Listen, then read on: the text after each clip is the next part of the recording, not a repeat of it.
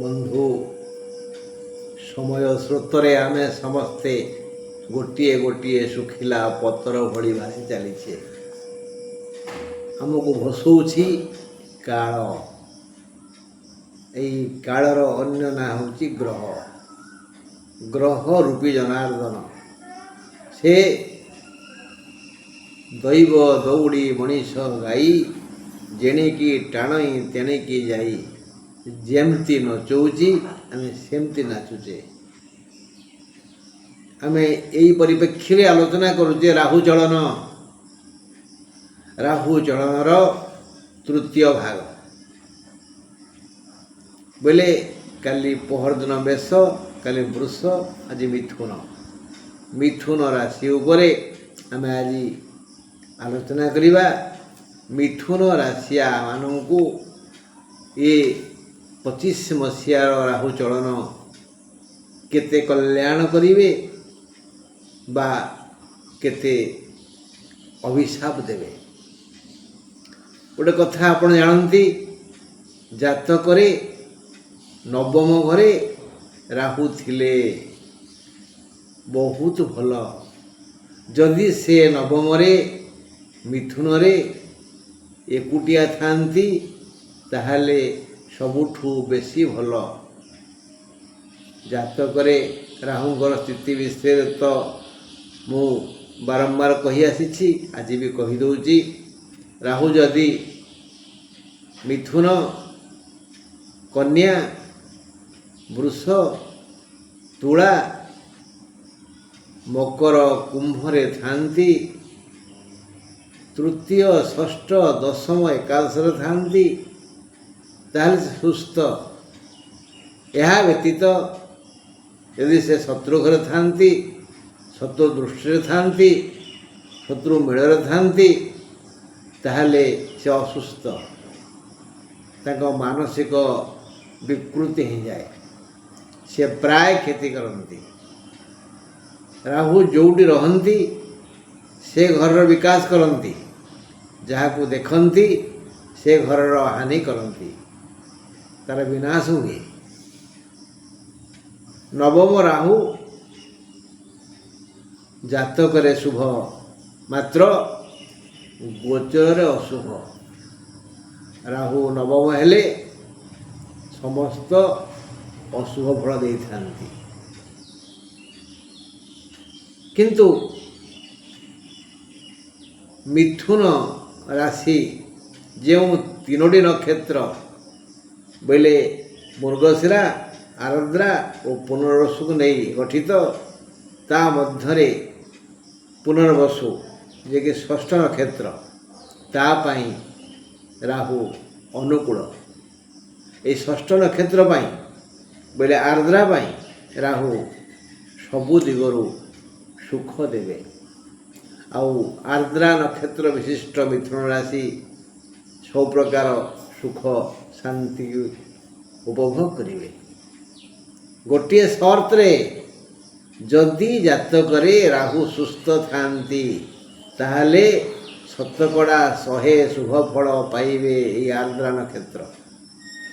ଯଦି ଜାତକରେ ସେ ଅସୁସ୍ଥ, ସେଇ ସୁଖ ଖାଲି ମୁହଁ ଦେଖେଇ ପଳେଇଯିବ। ଜାତକରେ ରାହୁ ଠିକ୍ ଠାକ୍ ନାହାନ୍ତି ନା, ଦୁଃଖ ଆସିବନି।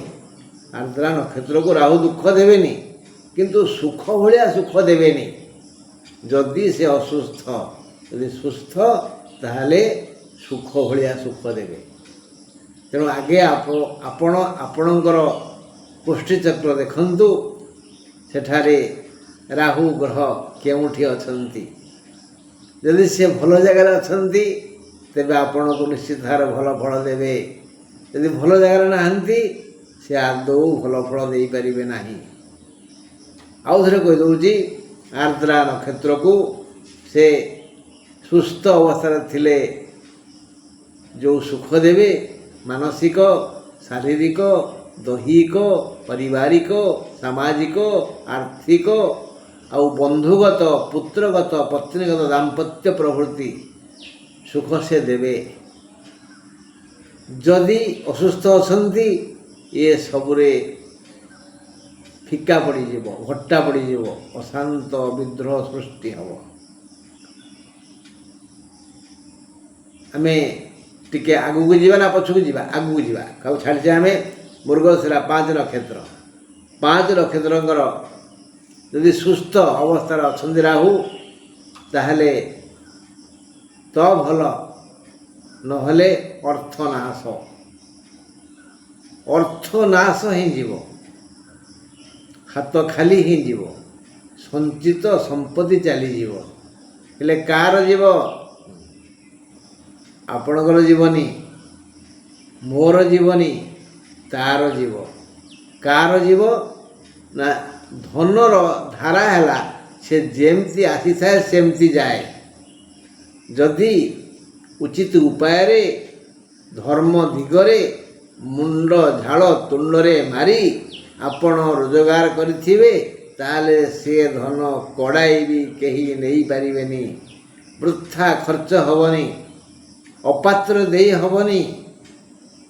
ଯଦି ସେଟା ଅନ୍ୟାୟ ଉପାର୍ଜିତ, ପର ଆଖିରେ ଲୁହ ସୃଷ୍ଟି କରି, ପର ମୁଣ୍ଡରେ ଚିନ୍ତା ଭର୍ତ୍ତି କରି ଆମେ ଆମ ପକେଟ ଗରମ କରୁଛେ, କ୍ଷଣିକ ସୁଖରେ ଉନ୍ମାଦିତ ହେଉଛେ, ହାତ ଆମର ଚିକ୍କଣ ହେଉଛି, ସେଇ ଅର୍ଥ ଆମ ହାତରୁ ବୃଥା ଚାଲିଯିବ। ଚାଷୀଙ୍କର ଅମଳ ସମୟରେ ଝଡ଼ି ବଢ଼ି ମରୁଡ଼ି ହେବ ବା ପ୍ରାକୃତିକ ବିପର୍ଯ୍ୟୟ ଯାହା ଥାଇପାରେ। ଯେଉଁମାନେ ବିଳାସ ବେସନରେ ରହିବା ପାଇଁ ପର ତଣ୍ଟି ଚିପିଛନ୍ତି, ତାଙ୍କୁ ରୋଗ ହେବ, ସେ ମେଡ଼ିକାଲରେ ଶୋଇବେ। ଘରେ ଆଉ ବେଡ୍ ନିଜ ତିଆରି କରିଥିବା ଡାଲଭ ଗତିରେ ଆଉ ଶୋଇପାରିବେନି, ମେଡ଼ିକାଲରେ ଶୋଇବେ। ପଇସା ସେଇ ବାଟେ ଯିବ। ଚୋରି ଡକାୟତ କରି ଯେଉଁମାନେ ଘରକୁ ଆଣିଥିବେ, ସିଏ ତାଙ୍କର ସେମିତି କେସ୍ ବାସରେ ଚାଲିଯିବ, ସବୁ ସରିଯିବ। ଅଧର୍ମ ବିତ୍ତ ବଢ଼େ ବହୁତ, ଗଲାବେଳେ ଯାଏ ମୂଳ ସହିତ। ଅଧର୍ମ ବିତ୍ତର ଆୟୁକାଳ 10 ବର୍ଷ। 10 ବର୍ଷ 1 ଦିନ ହେଇଗଲେ ସେ ଯିବା ଆରମ୍ଭ କରିଦେବ। ଅର୍ଥାତ୍ ରାହୁ ଯଦି ଜାତକରେ ସୁସ୍ଥ ଅବସ୍ଥାରେ ଥିବେ, ତାହେଲେ ଅର୍ଥ ବୃଥା ବ୍ୟୟ ହେବନି। ଯଦି ଅସୁସ୍ଥ ଅବସ୍ଥାରେ ଥିବେ, ସବୁ ଚାଲିଯିବ। ଏ ହେଲା 5 ନକ୍ଷତ୍ର ମୃଗଶିରା ନକ୍ଷତ୍ରର ଲକ୍ଷଣ। ଆମେ ଶେଷକୁ ଯିବା ପୁନର୍ବସୁ 7 ନକ୍ଷତ୍ର। ତାଙ୍କର ନବମ ରାହୁ ଧନ ଦେବେ, ବନ୍ଧୁ ଦେବେ, କିନ୍ତୁ ଅସଲ ବନ୍ଧୁ ଯିଏ ଦେହ ତାକୁ ଖରାପ କରିବେ। ଜାତକରେ ଯଦି ରାହୁ ଅସୁସ୍ଥ ଅଛନ୍ତି, ଶତ୍ରୁ ଗୃହରେ, ଶତ୍ରୁ ମେଳରେ, ଶତ୍ରୁ ଦୃଷ୍ଟିରେ, ଅଜାଗାରେ, ତେବେ ଭାରି କ୍ଷତି ହେବ। ଯଦି ଭଲ ଜାଗାରେ, ଭଲ ଫଳ ହେବ।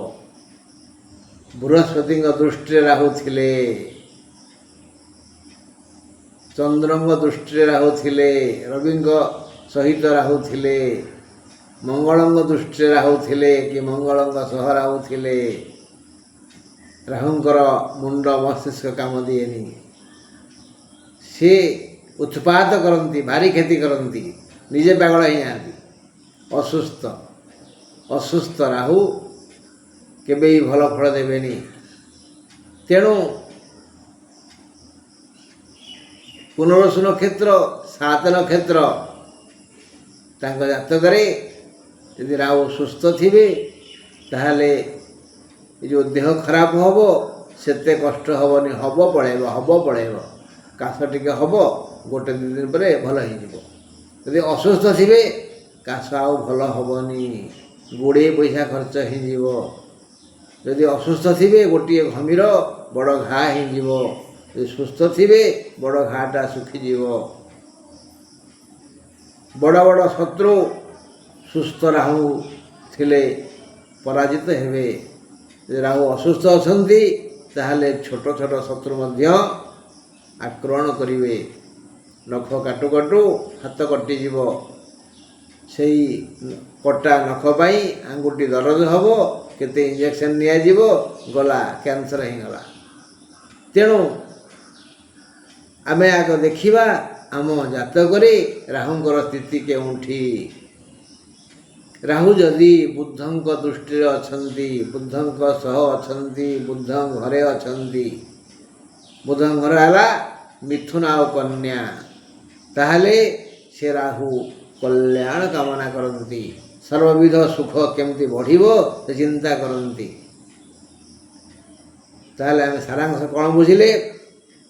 ମୃଗଶିରା 5 ନକ୍ଷତ୍ରଙ୍କର ଅର୍ଥ ନାଶ ହେବ, ଅର୍ଥାତ୍ ଯଦି ଅନୁଚିତ ଉପାୟରେ ଅର୍ଥ ଘରକୁ ଆସିଥିବ ତାହା ହିଁ ନଷ୍ଟ ହେଇଯିବ। ଯଦି ଝାଳ ବୁହା ଧନ ହେଇଥିବ ନଷ୍ଟ ହେବନି। ଏଥର ବିଚାର କରନ୍ତୁ, ଯଦି ଆପଣଙ୍କର ମୃଗଶିରା ନକ୍ଷତ୍ର ଅର୍ଥ ଯଦି ଝାଳ ବୁହା ଧନ, ତାହେଲେ କେବେ ତାକୁ କେହି ନେଇପାରିବେ ନାହିଁ। ରାହୁ ସୁରକ୍ଷା ଦେବେ। ଯଦି ଜାତକରେ ରାହୁ ସୁସ୍ଥରେ ଥାନ୍ତି, ଅସୁସ୍ଥ ଥାନ୍ତି ତାହେଲେ କିଛି ଖର୍ଚ୍ଚ ହେବ। ଖର୍ଚ୍ଚ କେମିତି ହେବ? ତାହେଲେ ଯଦି ଝାଳ ବୁହା ଧନ ତାହେଲେ ତ ଯିବ, କମ୍ ଯିବ। କାଲି କହୁଥିଲି ଆପଣଙ୍କୁ, ଘିଅ ଢାଳି ହେଇଗଲା ଭାତ ଥାଳିଲେ, ନଷ୍ଟ ହେଲା କି? ନଷ୍ଟ ହେଲାନି ନା, ପେଟକୁ ଗଲା। କିନ୍ତୁ ଆପଣଙ୍କ ଘିଅ ଢାଳି ହେଇଗଲା ତଳେ, ଗଲା, ଗୋଟେ ହେବନି ନା। ସେମିତି ପିଲାଙ୍କ ପଢ଼ାପଢ଼ିରେ, ପୁଅ ଝିଅଙ୍କର ବାହାଘର ବ୍ରତଘରରେ, ଜମି କିଣିବାରେ, ସୁନା କିଣିବାରେ, ଗୋଠକୁ ଗୋଟେ ଦୁହାଳିଆ ଗାଈ କିଣିବାରେ ଏ ଅର୍ଥ ଖର୍ଚ୍ଚ ହେବ। ଯଦି ସେଟା କଷ୍ଟଲବ୍ଧ ଧନ ହେଇଥିବ, ଝାଳ ବୁହା ଧନ ହେଇଥିବ, ହାତରେ ଧନ ରହିବନି, ଏଇ ବାଟରେ ଯିବ। ଯଦି ଅଧର୍ମ ଉପାୟରେ ଆସିଥିବ ତାହେଲେ ଗଲା, ରୋଗ ବ୍ୟାଧିରେ, କେସ୍ ବାସରେ, ଚୋରି ଡକାୟତରେ ହଜିଯିବ, ପକେଟ ମାର ହେଇଯିବ। ଇଏ ଗଲା କାହା କଥା? ମୃଗଶିରା କଥା। ପୁନର୍ବସୁ ପାଇଁ କ'ଣ ହେବ? ସବୁ ପ୍ରକାର ସୁଖ ମିଳିବ। ଯଦି ସୁସ୍ଥ ଅବସ୍ଥାରେ ଥିବେ ତାହେଲେ ପୂର୍ଣ୍ଣ ସୁଖ ପାଇବେ। ଶାରୀରିକ, ମାନସିକ, ଆର୍ଥିକ, ବୌଦ୍ଧିକ, ବନ୍ଧୁଗତ, ଦାମ୍ପତ୍ୟ ସୁଖ, ପୁତ୍ର ସୁଖ ସବୁକିଛି ପାଇବେ। ଯଦି ଅସୁସ୍ଥ ଅବସ୍ଥାରେ ଥିବେ ଦୁଃଖ ତ ହେବନି, ସୁଖ ଅଳ୍ପ ହେବ। ଗୋଟେ କଥା, ଆପଣ ଦେଇଥିଲେ ପାଇନା। ଆପଣ ଯଦି କାହାକୁ ସୁଖ ଦେବେନି, କାହା ଓଠରେ ହସ ଫୁଟେଇବେନି, କାହାକୁ ଟିକେ ଗେଲ କରିବେନି, ଆଉ ସମସ୍ତଙ୍କୁ ଚିଡ଼ଚିଡ଼ି ହେବେ, ଗରଗର ହେବେ, ଫଁ ଫଁ ହେବେ, ବାଡ଼େଇବେ, ପିଟିବେ, ଶୋଧିବେ, ଆପଣଙ୍କୁ କିଏ ଭଲ ପାଇବ? କେହି ଭଲ ପାଇବେନି।